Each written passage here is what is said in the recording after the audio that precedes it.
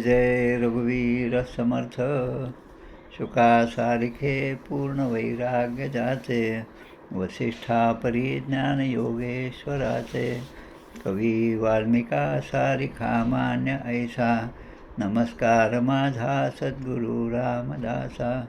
श्रीराम मला वाटते अंतरी त्वा वसावे तुझ्या दासबोधासी त्वा बोध व्हावे अपत्या परी पाववी प्रेमग्रासा महाराज या सद्गुरु रामदासा. जय जय रघुवीर समर्थ.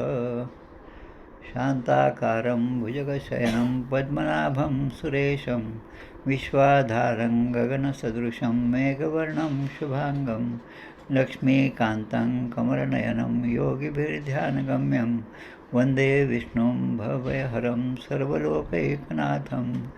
यं ब्रह्मा वरुणेन्द्र रुद्रमरुतस्तुन्वन्ति दिव्यैस्तवै वेदैः साङ्गपदक्रमोपनिषदैर्गायन्ति यं सामगाः. ध्यानावस्थिततद्गतेन मनसा पश्यन्ति यं योगिनो यस्यान्तं न विदुसुरासुरगणा. देवाय तस्मै नमः. पार्थो सर्वोपनिषदो गावो दोग्धा गोपालनन्दनः पार्थो वत्स सुधीर्भोक्ता दुग्धं गीतामृतं महत्. गोपाल कृष्ण भगवान की जय. जय जय रघुवीर समर्थ. श्रीराम जय राम जय जय. आज चैत्रवद्य प्रतिपदा शके 1948. चैत्रवद्य प्रतिपदेला आपल्या गजानन विजय ग्रंथामध्ये ज्यांचा उल्लेख आहे अकोला जिल्ह्याच्या ठिकाणापासून अगदी जवळ असणारं 15-20 किलोमीटर असणाऱ्या बार्शी टाकळी हे तालुक्याचं गाव. तिथे गोविंदबुवा टाकळीकर म्हणून होते. श्री गजानन महाराजांचे शिष्य होते. गजानन विजय ग्रंथामध्ये ज्यांचा उल्लेख 9व्या अध्यायामध्ये केलेला आहे आणि याच अध्यायामध्ये पुढे दुसरा भाग म्हणजे आपले बाळापूरचे रामदासी बाळकृष्णबुवा रामदासी यांचासुद्धा उल्लेख आहे. गजानन महाराजांचे शिष्य असणारे हे गोविंदबुवा टाकळीकर ज्यांची समाधी बार्शी टाकळी इथे आहे, गावामध्ये आहे. गावाच्या एका बाजूला आहे आणि मागच्या बाजूला तिथलं महादेवाचं मंदिर आहे, मोठं महादेवाचं मंदिर आहे. गोविंदबुवा टाकळीकरांचं आपल्याला तशी ओळख करून देण्याची गरज नाही. विदर्भातल्या सगळ्यांना किंवा ज्यांनी ही पोथी वाचली त्यांनासुद्धा तशी काही आवश्यकता नाही. ते कीर्तनकार होते आणि कीर्तनासाठी अनेक गावाला जावं लागत असे आणि कीर्तनासाठी मग जाण्या येण्यासाठी काहीतरी पाहिजे, वाहन पाहिजे म्हणून एक घोडा त्याने आपल्याजवळ बाळगला होता.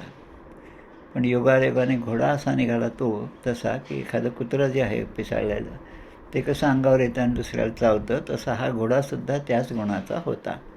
कोणी दिसलं की त्याला मारणं, पायाने लाथा मारणं किंवा त्याच्या अंगावर जाणं, दुसऱ्याला भीती वाटणं अशा प्रकारची कृती या घोड्याकडून होत असे. त्यावेळेस गजानन महाराज त्या गावातील एक जे महादेवाचं मंदिर होतं त्या मंदिरामध्ये होते आणि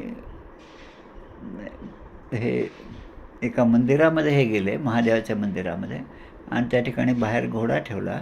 एरवी घोड्याला बांधण्यासाठी ते एखाद्या लोखंडी साखळीत आणत होते. इतका तो घोडा चपळ नाही, खोडकर होता. त्याला बांधण्यासाठी लोखंडी साखळी पण कमी पडायची. पण नेमकं त्या दिवशी त्यांच्याकडून काहीच झालं नाही म्हणून तो घोडा जसा होता तसाच दोरीने बांधला आणि झाडापाशी बांधला आणि ते मंदिरात जाऊन थोडेसे विश्रांतीसाठी पडले. गोविंदबुवांना रात्रभर काही झोप येत नाही. आपला घोडा एवढा द्वाड आहे, दुसऱ्यांना त्रास देणार आहे, तो रात्रभर नीट राहील की नाही ही शंका होती. म्हणून 1-2दा उठून ते पाहत होते. घोडा दिसला त्यांना, तिथेच उभा असलेला दिसला. पण जेव्हा नंतर मध्यरात्र होऊन गेली तेव्हा त्यांना असं दिसलं की आपल्या या घोड्याच्या 4 पायाच्या आतमध्ये मधल्या बाजूला कोणीतरी झोपलेलं आहे, माणूस झोपलेला आहे. आणि मग जवळ येऊन पाहतात तेव्हा त्या ठिकाणी गजानन महाराज त्या ठिकाणी झोपलेले होते. आता महाराज त्या ठिकाणी झोपल्यामुळे त्याला घोड्याला महाराजांचा सत्संग लाभला. सगुण रूपातल्या महाराजांचा सत्संग लाभला आणि त्याचा परिणाम असा झाला की त्याच्या ठिकाणचा असणारा द्वाडपणा त्याने पूर्णपणे टाकून दिला आणि एखाद्या गाईप्रमाणे एकदम शांत असा तो घोडा झाला.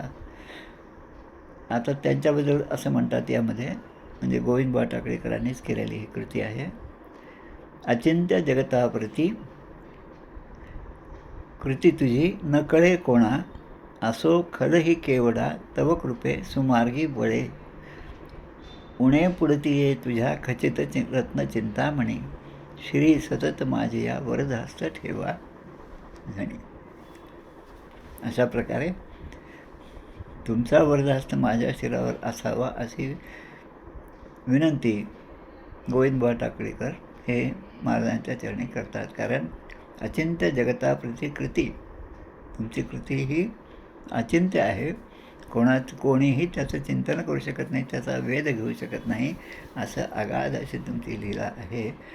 तर ह्या गोविंदबुवा टाकळेकरांनी मग पुढे महाराज जेव्हा त्यांच्या बागेमध्ये होते शेगावला, तेव्हा त्या ठिकाणी त्यांच्या महाराजांना भेटण्यासाठी हे आपला घोडा घेऊन गेले. त्यावेळेस ते गेले तेव्हा सगळ्यांना असं वाटलं हा घोडा आता इथं कसा आला, आणि हा आता इथे खूप गोंधळ घालणार आहे. त्यामुळे सगळे काळजीमध्ये होते.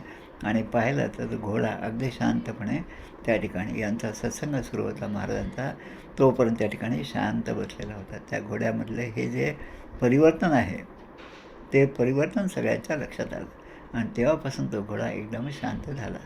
बार्शी टाकळी गावामध्ये त्यांची समाधी आहे.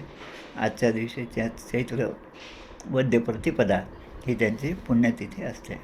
त्यामुळे त्यांच्या चरणी साष्टांग दंडवत करून आपण आपल्या मूळ विषयाकडे वळूया.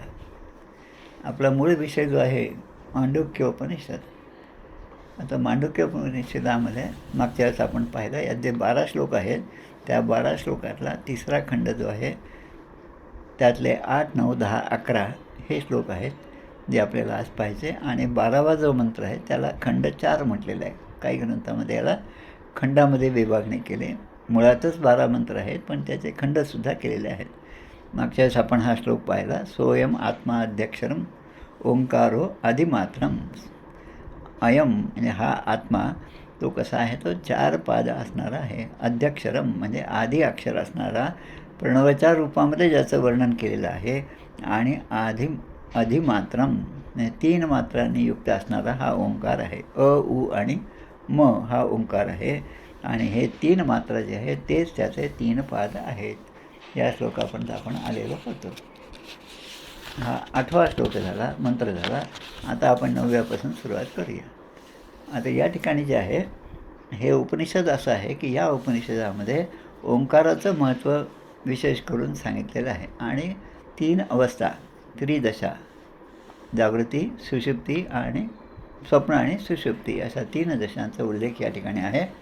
मांडुक्य उपनिषद जे आहे ते पूर्णपणे ओंकाराच्या व्याख्येवर आधारित आहे.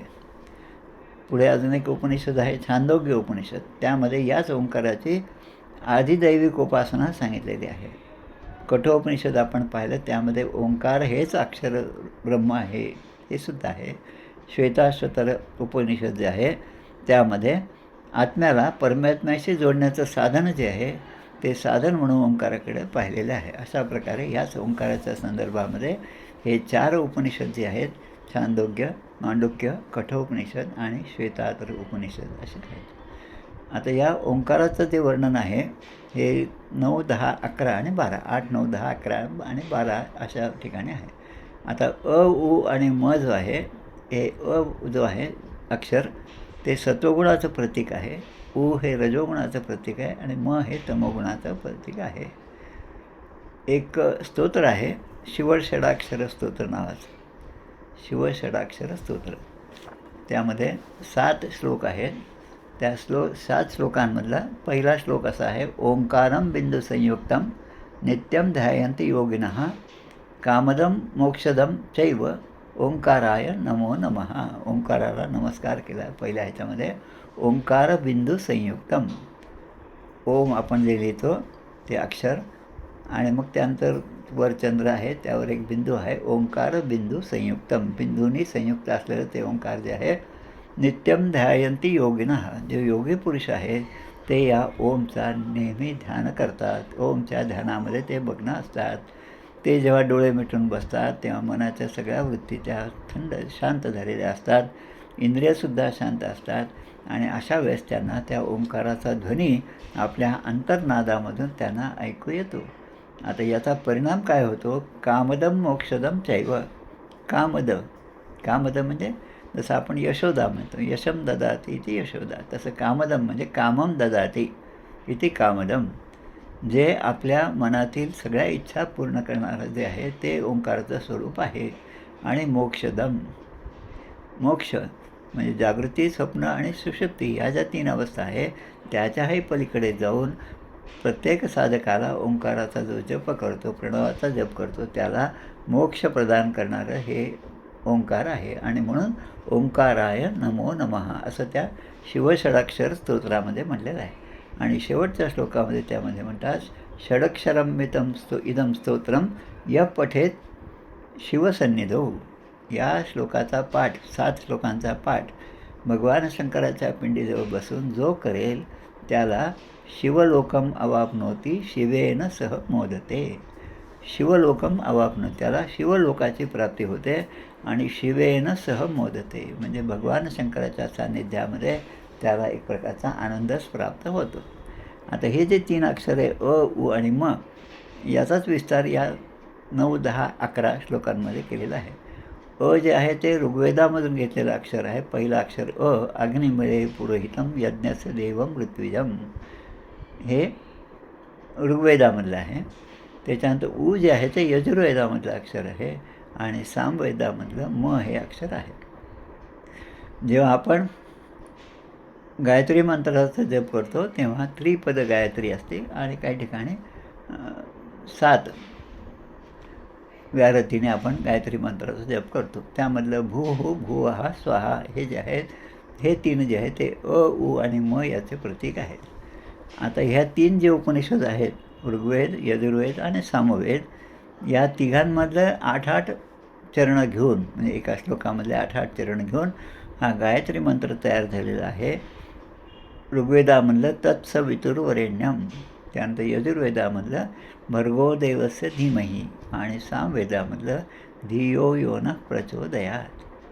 आता आपण पूर्ण मंत्र म्हणत नाही, त्यामुळे याचा काही निषेध नाही, त्याचा काही दोष नाही. पण हे जे मंत्र आहे ते पूर्णपणे म्हटले तर ते दोष आहेत 4 लोकांमध्ये. ते त्याचं पाठ होऊ नये, मनामध्ये त्याचा जप झाला पाहिजे.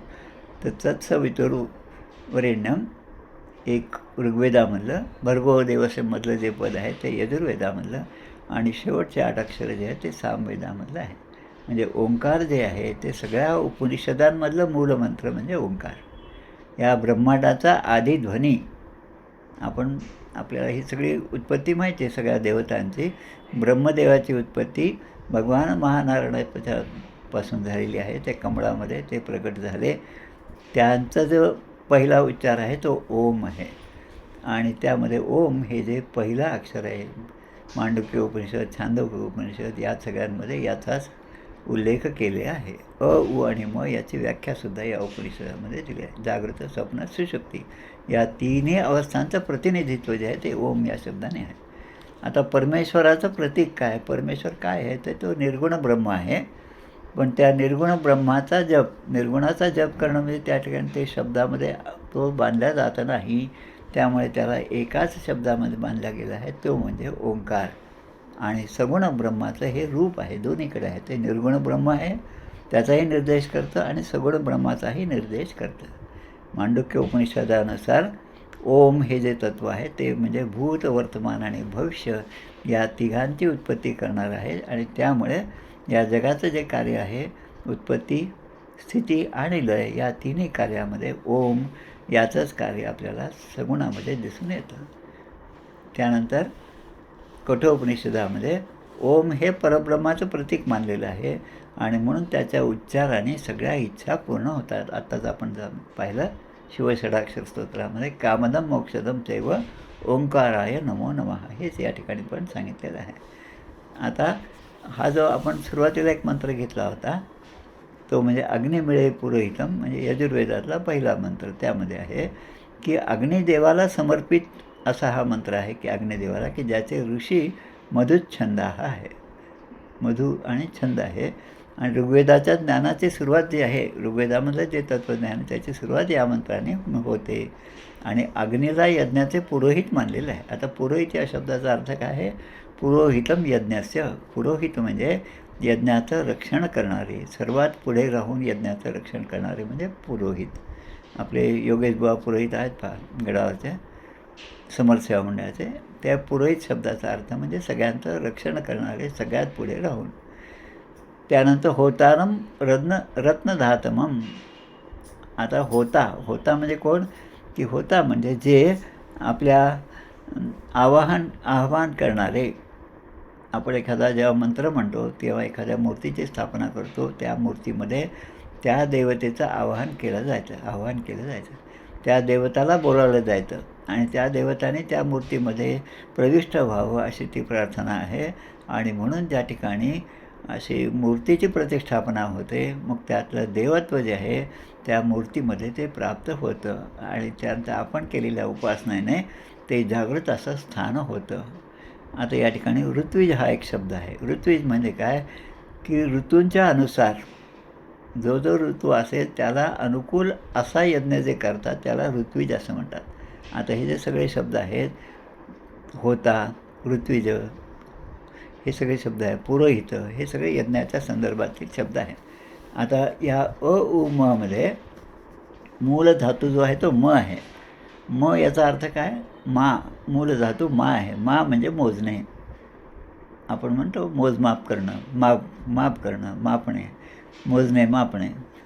आता यामध्ये उ आणि नंतर म अक्षर आहे. तर आणि उ हे याचा उच्चार झाल्यानंतर जेव्हा आपण ओम म्हणतो, ओम, म म्हणल्यानंतर आपले ओठ बंद होतात, तोंड आपलं बंद होतं आणि म्हणजेच आणि उ हे जे दोन अक्षर आहेत ते त्यामध्ये विलीन होतात. म्हणजे जागृती आणि उ म्हणजे स्वप्न. आणि हे म म्हणजे काय, हे सुषुप्तीचं स्थान आहे, तिसरी अवस्था आहे. म्हणजे जागृतीतले व्यवहार थांबले, स्वप्नातले व्यवहार थांबले. जागृतीमध्ये सगळे इंद्रियांचे व्यवहार आहेत आणि स्वप्नामध्ये मनाचा व्यवहार आहे. हे सगळे व्यवहार जेव्हा थांबतात तेव्हा सुषुप्ती अवस्था प्राप्त होते. याला त्रिदशा असं म्हणतात. आता ह्या आत्म्याचं जे वर्णन आहे त्या आत्म्याला काही ठिकाणी चतुष्कल किंवा चतुष्पाद असे म्हणलेले आहे. आता या आत्म्याचे चतुष्पाद म्हणजे काय, विश्व, तेजस, प्राज्ञा आणि तुर्य हा विषय आपल्या या मांडुक्य उपनिषदाचा आहे. परमात्मा मुळामध्ये हा एक पाद आहे आणि 3 पाद जे आहेत त्याचे अव्यक्त आहेत. म्हणजे परमात्म्याचे एक पाद जे व्यक्त आहे आणि 3 पाद अव्यक्त आहे, म्हणून त्याला त्रिपदशाध्यक्ष असं म्हणलेलं आहे. आणि आपल्या असतो मा सद्गमय, तमसो मा ज्योतिर्गमय, मृत्युर्मा अमृतम गमय. असतो मा सद्गमय म्हणजे असतपासून सदकडे प्रवास, त्याच्यानंतर तमसो मा ज्योतिर्गमय, अंधारापासून ज्योतीकडे, आणि मृत्युर्मा अमृतम गमय, मृत्यूलोकापासून अमृतत्व प्राप्त होणं म्हणजे चिरकाळ आपण राहावं म्हणून परब्रह्म स्वरूपाशी एकरूप होणं. हा जो प्रवास आहे तो या 3 मंत्रामधून व्यक्त होतो. आता आपल्याला या ठिकाणी विष्णू सहस्रनामाचा एक श्लोक पाहायचा आहे. तो म्हणजे महर्षिर कपिलाचार्य कृतज्ञो मेदिनी पती त्रिपदस्त्रिदशाध्यक्षो महाशृंग कृतांतकृत. हा आपल्या विष्णू सहस्रनामामधला 70वा श्लोक आहे. सुरुवातीचे आपण 13 श्लोक जर धरले तर हा 70वा श्लोक आहे. आता याच्या मात्रा ज्या आहेत, ओम याच्या मात्राच्या 3 मात्रा, उ आणि म. आणि आत्तापर्यंत या मांडव्य उपनिषदाच्या विश्लेषणामध्ये आपण पाहिलं, जे पद आहे ते वैश्वानर नावाने जाणलं जातं, उ जे आहे तेजस नावाने, आणि म हे प्राज्ञा आहे. वैश्वानर, तेजस आणि प्राज्ञा. आकारो वै सर्वा वाक् ऐतरी अरण्यकामध्ये सुद्धा दिलं आहे आणि गीतेमध्ये सुद्धा याचं वर्णन म्हणलं. ओम इत्येकाक्षरम ब्रह्म, हे मीच आहे, ओंकार हेच माझं स्वरूप आहे असं म्हटलेलं आहे. आता जे 3 मंत्र आहेत 9, 10 आणि 11, या 3 मंत्रामध्ये या 3 पादांचंच वर्णन केलेलं आहे. जसं आपण पाहिलं सुरुवातीला काय आपण म्हटलं, वैश्वानर, त्याच्यानंतर तेजस आणि प्राज्ञा.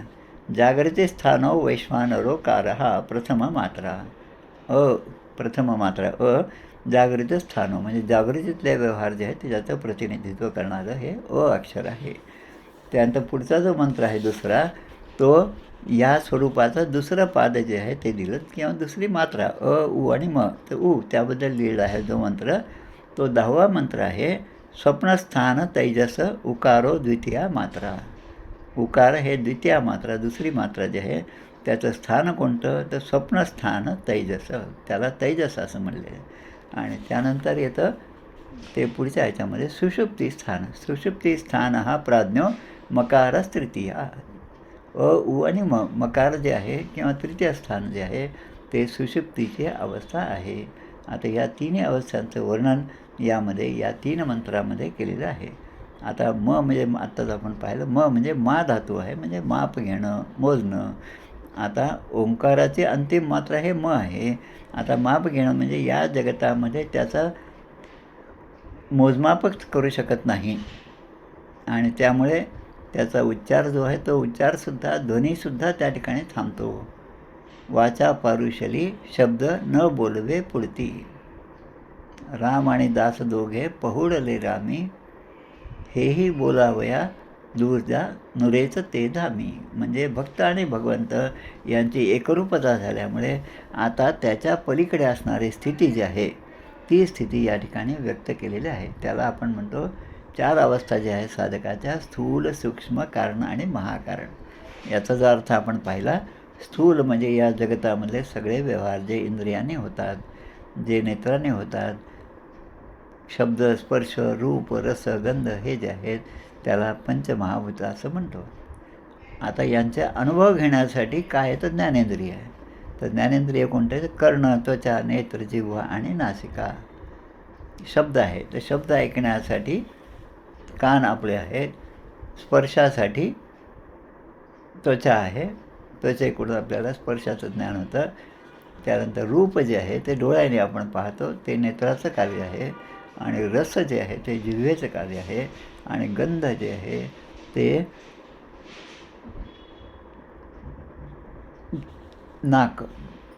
नाकाने आपण श्वास घेतो आणि वास आपण घेतो.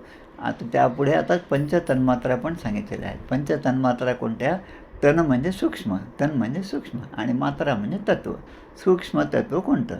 आता ही जी सूक्ष्म तत्व आहेत ती अहंकारापासून निर्माण झालेली आहेत. अहंकार कोणती तत्व आहेत? ती 5 महाभूते जी आहेत, पृथ्वी, आप, तेज, वायू, आकाश. म्हणजे पृथ्वीपासून गंध, आपापासून जिव्हा हे इंद्रिय आहे आणि रस हे जे आहे ते आपण त्याचा आनंद घेतो. त्यानंतर वायू जे आहेत, वायूने स्पर्श, किती थंड वारा आहे, किती उष्ण आहे हे जे आपण ते त्या स्पर्श इंद्रियाने आपण जाणतो. त्यामुळे हे जे आहेत या सगळ्यांचा जे उल्लेख जो आहे तो या ठिकाणी केलेला आहे. आता या ठिकाणी अजून एक गोष्ट महत्त्वाची आहे, ती म्हणजे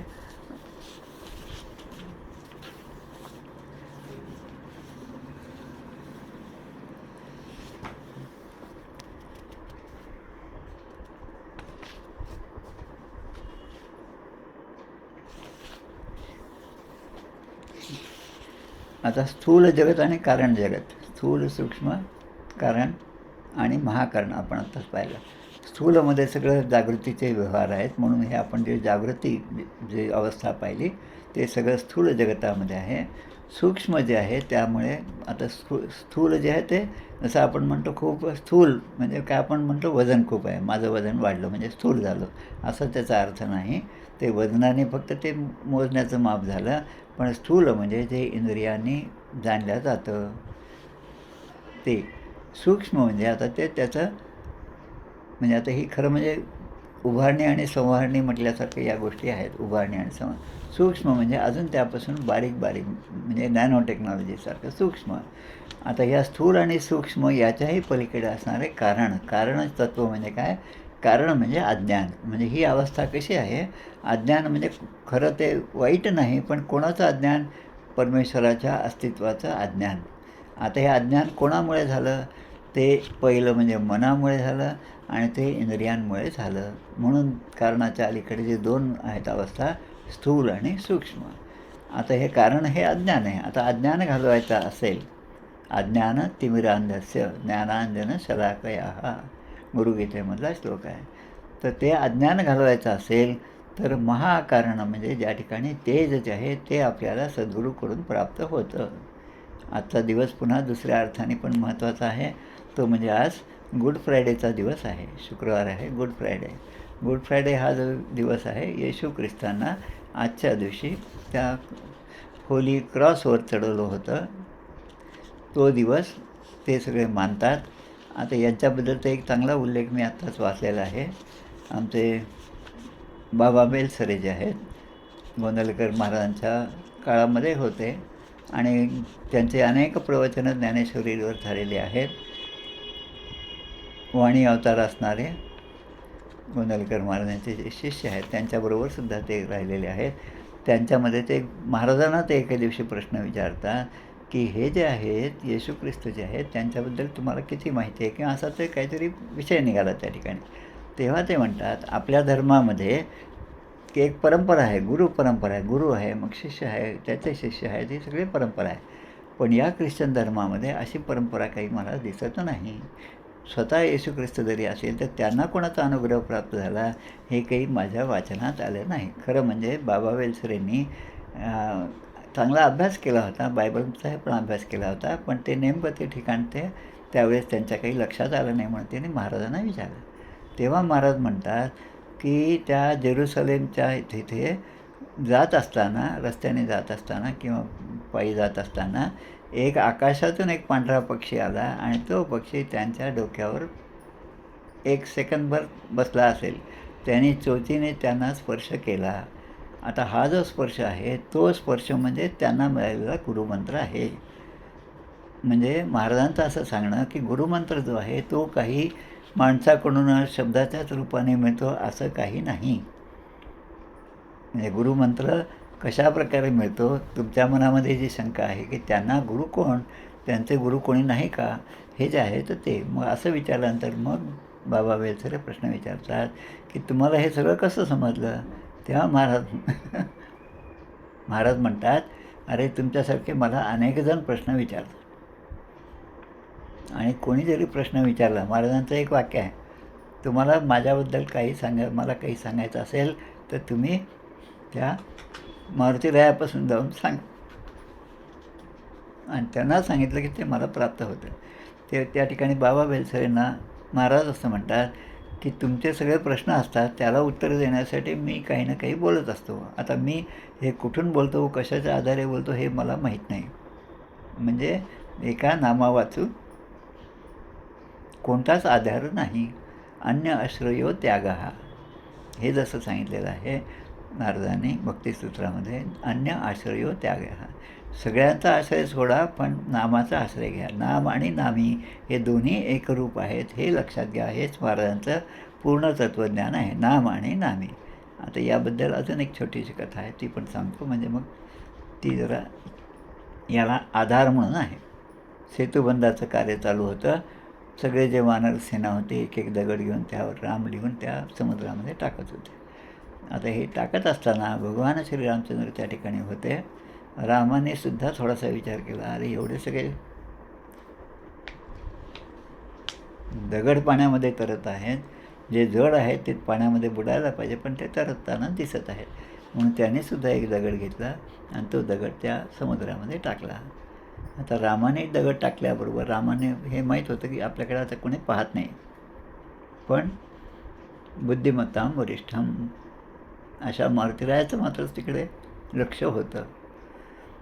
आणि मग ते हसले, रामरायाच्याही लक्षात आलं आणि मग ते म्हणतात, भगवंता तुम्हीच ज्याला त्याचा त्याग केला आहे, तुम्हीच आपल्या हाताने जे फेकून दिलं आहे, आपल्यापासून दूर केलेलं आहे, ते हे भवसागर कसं पार करतील, ते तर बुडणारच आहे. म्हणून तुमचा आश्रय तुमच्या कृपेच्या सावलीमध्ये जो आहे तोच या ठिकाणी तरून जातो.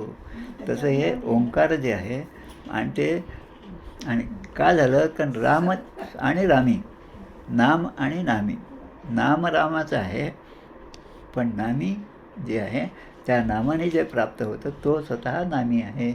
आणि त्यामुळे नामापेक्षा नामीचं महत्त्व आहे.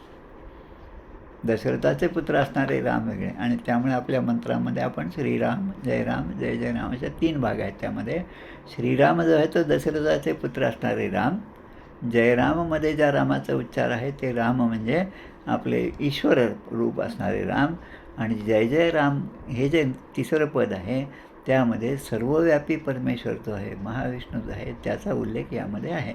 म्हणून श्रीराम जय जय राम हा त्रयोदशाक्षरी मंत्र झाला. महाराजांनी अनेक जणांना याच्या जपाचा काय म्हणतात आदेश दिला आणि त्याप्रमाणे जप झाले आणि जप होता 13 कोटी प्रत्यक्ष भेटेल जगजेठी अशा प्रकारे खूप चांगले उल्लेख आहेत. आता हे सगळं सांगण्याचा अर्थ असाच की जागृत, स्वप्न आणि सुषुप्ती या 3 अवस्थांचा अनुभव साधक नेहमी घेत असतो. आपणही तोच घेतो. जागृतीमध्ये सगळे व्यवहार करतो, पण जेव्हा झोपतो, स्वप्नामध्ये असतो, तेव्हा सगळे व्यवहार थांबतात, हातापायाचे व्यवहार थांबतात आणि फक्त आता त्या ठिकाणी स्वप्न म्हणजे एक नवीन सृष्टी निर्माण होते. आता ही नवीन सृष्टी आपल्या मनानेच आपण निर्माण करतो. आता ती इतकी चांगल्या प्रकारे निर्माण करतो की त्यामध्ये आपण रममाण होतो. त्याच्यातलं दुःख हे आपलं दुःख आहे, त्याच्यातलं सुख हे माझं सुख आहे असं म्हणत जागा झाल्यावर माणूस रडत तरी उठतो, नाही तर आनंदाने उठतो. मग त्याला लक्षात येतं की अरे हे आपलं रडणं जे आहे ते अवाजवी होतं. आपल्याला जो आनंद आला तो सुद्धा स्वप्नातलाच होता. आता जागृतीमध्ये आल्यानंतर पुन्हा जे व्यवहार आहे ते तसेच्या तसेच आहेत. म्हणून जागृती, स्वप्न आणि सुषुप्ती आता या तिन्ही अवस्थांच्या पलीकडे जी आहे ती तुरिया अवस्था. म्हणजे आता ही अवस्था परमेश्वराला जे आपलं नामी आहे त्याच्या जवळ नेणारी ही अवस्था आहे आणि त्याच्या पलीकडे जे आहे ते आता सगळं परब्रह्माचं तत्त्व आहे आणि जे तत्त्व आपल्या ओंकाराच्या साधनेनेच निर्माण होईल आणि त्याच्यानेच आपल्याला त्याची प्राप्ती होणार आहे. आणि मग असं हे ओम हे तत्त्व आहे. मात्रारहित आता ओंकार. आता आपण अ, उ, म या 3 मात्रा पाहिल्या. आता शेवटच्या ह्याच्यामध्ये या 12व्या श्लोकामध्ये देतात मात्रारहित ओंकार म्हणजे 4थं पद जे आहे त्याची एकात्मता, एकता आता प्रतिपादन करतात आणि ह्या उपनिषदाचा संहार त्या ठिकाणी सांगितलं. म्हणजे आता उपनिषद या ठिकाणी संपत आलेलं आहे. कुठला मंत्र? 12व्या मंत्रामध्ये. आत्तापर्यंत 3 खंड झाले आणि आता ह्या 12 खंड 4मध्ये 12वा मंत्र एकच एक आहे. अमात्र चतुर्थो अव्यवहार्य प्रपंचौषमः शिवोद्वैत ओंकार एवं ओंकार आत्मैव संविशत्य आत्मना आत्मनं य एवं वेद य एवं वेद. असं 2 ठिकाणी य एवं वेद य एवं वेद असं 2 वेळेस म्हटलेलं आहे. याचं काय की जो अशा प्रकारे जाणतो, य एवं वेद, जो अशा प्रकारे त्या परब्रह्मतत्वाला जाणतो तो कसा? तो परब्रह्मस्थितीलाच प्राप्त होतो. जो निराकार जसा परमेश्वर आहे तशा स्थितीला तो प्राप्त होतो. पण तो जीव धारण केलेला असल्यामुळे, शरीर धारण केलेलं असल्यामुळे या शरीरामध्ये आहे तोपर्यंत तो माझ्याशी एकरूप आहे आणि या शरीराचा त्याग झाल्यानंतर तो माझ्या स्वरूपामध्ये येऊन मिळणार आहे. तसं या ठिकाणी प्रपंचोपशम हा प्रपंच उपशम म्हणजे प्रपंचाच्या पलीकडे असणारं हे माझं तत्त्व आहे. ते कसं आहे की अमात्र हा ते मात्रारहित अ, उ आणि म याच्या पलीकडे असणारं ओंकार तत्त्व म्हणजे प्रणव जे आहे ते त्याचं एक स्वरूप आहे. अव्यवहार्य म्हणजे व्यवहारामध्ये याचा अनुभव येत नाही. व्यवहारामध्ये माणूस जसा वागतो ते आपल्याला दिसतं, पण त्याच्या पलीकडे त्याची मनाची स्थिती आहे ती मनाची स्थिती मात्र सर्वसाधारणपणे सगळ्यांना दिसत नाही. आणि मग पुढे म्हणतात शिव हा याच शिव हा अद्वैत एवं ओंकार शिव हा म्हणजे कल्याणमय. ती स्थिती कशी आहे?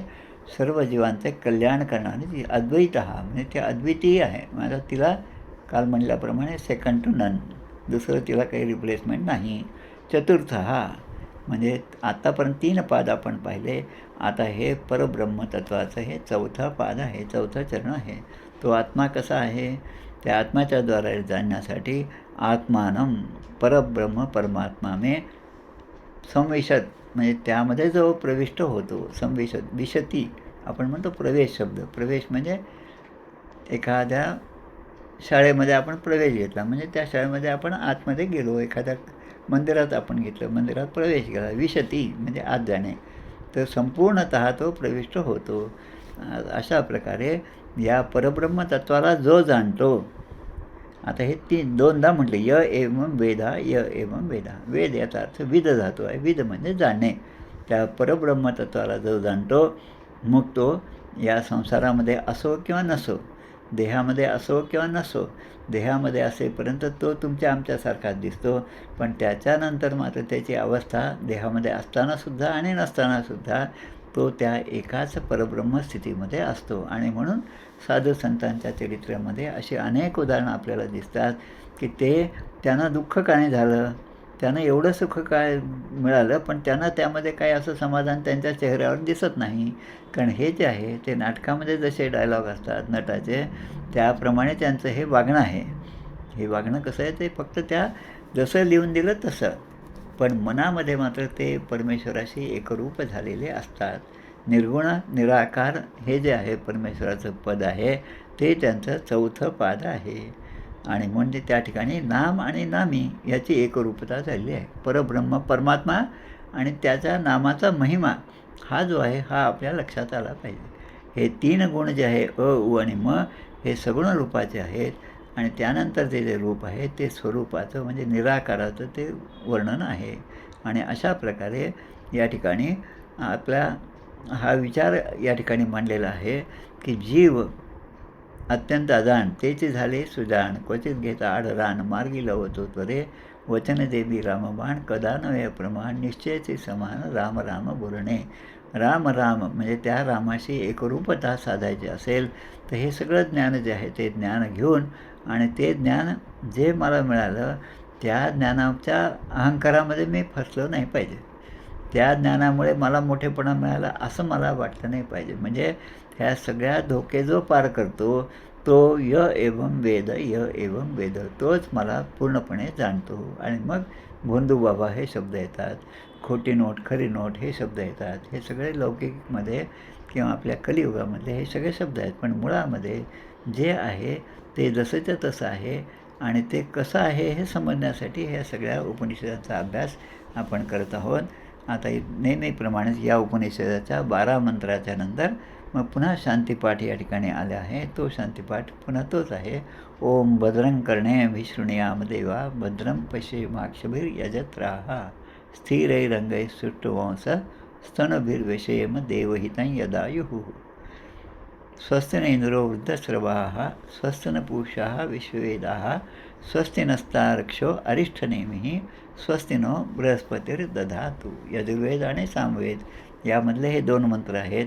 याच फक्त मांडुक्य उपनिषदामध्ये म्हणजे मला वाटतं 3 उपनिषदामध्ये हे दोन्ही मंत्र एकत्रपणे शांतीपाठ म्हणून घेतलेले आहेत. ओम शांती शांती शांती म्हणजे आपल्या त्रिविध तापांची शांती या शांतीपाठातून व्हावं. आणि म्हणून प्रत्येक उपनिषदाला एक शांतीपाठ असतो आणि तो शांतीपाठ या ठिकाणी आपण म्हटला.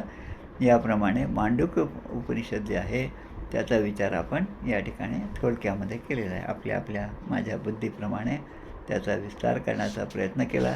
मुळामध्ये आपण ते वाचावं आणि त्याचा आनंद घ्यावा हीच एक या ठिकाणी इच्छा.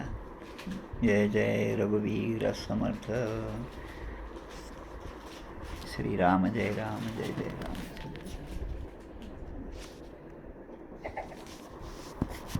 थांबूया आपण. हां.